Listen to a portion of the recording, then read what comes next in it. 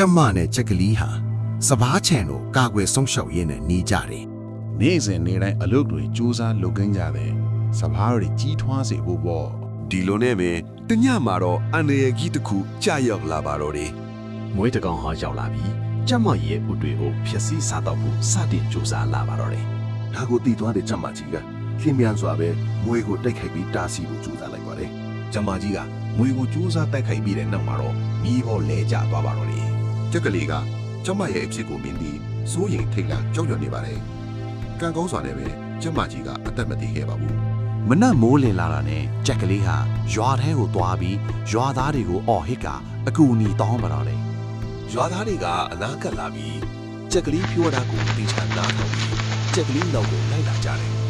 ဝင်းထဲမှာမွေကိုလိုက်စားပြီးဖမ်းလိုက်ကြပါတယ်